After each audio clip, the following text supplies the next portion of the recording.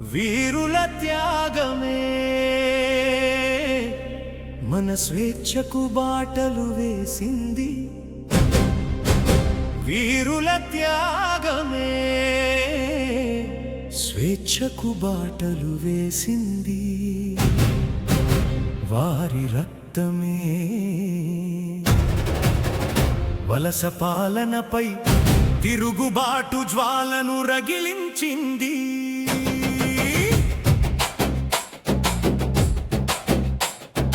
భగత్ సింగ్ అడిగిన ప్రశ్నలు ఇప్పటికీ యువత గుండెల్లో ప్రతిధ్వనిస్తున్నాయి. స్వేచ్ఛ అంటే కేవలం బానిస సంఖ్యలు తెంచుకోవడమేనా? సమానత్వం లేని సమాజంలో స్వేచ్ఛకు అర్థమేంటి? అన్యాయం కొనసాగుతున్నప్పుడు విముక్తి ఎక్కడుంది? రాజ్గురు, సుఖ్దేవ్ యవ్వనాన్ని త్యాగం చేసి ఉరికంబాన్నే పోరాట వేదికగా మార్చారు. మరణాన్ని చూసి భయపడలేదు. చరిత్రను మార్చే సంకల్పం నుంచి వెనక్కి తగ్గలేదు. చంద్రశేఖర్ ఆజాద్ బానిసత్వాన్ని అంగీకరించని అజేయమైన ఆత్మగౌరవానికి ప్రతీక. అణచివేత ముందు తలవంచని విప్లవ ధైర్యానికి నిలువెత్తు రూపం. నేతాజీ సుభాష్ చంద్రబోస్ స్వాతంత్ర్యం కోసం ప్రపంచ రాజకీయాలను సైతం సవాలు చేసిన నాయకుడు. ఆజాద్ హింద్ ఫౌజ్ ను నిర్మించి వలస పాలకుల గుండెల్లో స్వాతంత్ర్య పోరాటపు సైరన్ మోగించాడు. వీరుల మార్గాలు వేరు, వారి పోరాట పద్ధతులు వేరు, కానీ వారి లక్ష్యంలో ఒకే అగ్ని మండింది.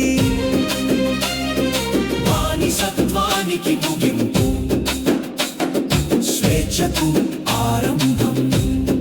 వారి త్యాగాన్ని కేవలం జయంతులకే పరిమితం చేయకండి. వారి చిత్రాలకు పూలమాలలు వేసి వారి ఆలోచనలను మాత్రం మరిచిపోకండి. భగత్ సింగ్ ఆలోచనలోని ప్రశ్నను, రాజ్గురు సుఖ్దేవ్ల త్యాగంలోని ధైర్యాన్ని, ఆజాద్లోని ఆత్మగౌరవాన్ని, సుభాష్లోని పోరాట సంకల్పాన్ని నేటి తరానికి అందించాలి. ఎందుకంటే స్వేచ్ఛ అంటే కేవలం జెండా ఎగరడం కాదు. స్వేచ్ఛ అంటే మనిషి మనిషిగా గౌరవించబడటం. స్వేచ్ఛ అంటే అణచివేతకు ముగింపు పలకడం. స్వేచ్ఛ అంటే అసమానతలను ప్రశ్నించడం. స్వేచ్ఛ అంటే ప్రతి మనిషికి సమాన హక్కులు కల్పించడం. వీరుల త్యాగమే స్వేచ్ఛకు బాటలు వేసింది. వారి ఆశయాలే సమానత్వానికి దారులు చూపాలి. వారి పోరాట స్ఫూర్తే నేటి తరానికి మార్గదర్శకం కావాలి. భగత్ సింగ్, రాజ్గురు, సుఖ్దేవ్, చంద్రశేఖర్ ఆజాద్, సుభాష్ చంద్రబోస్, మీ త్యాగం మరువం, మీ పోరాటం మరువం. మీరు రగిలించిన స్వేచ్ఛా జ్వాలను తరతరాలకు అందిస్తాం. వీరుల త్యాగమే స్వేచ్ఛకు బాటలు వేసింది.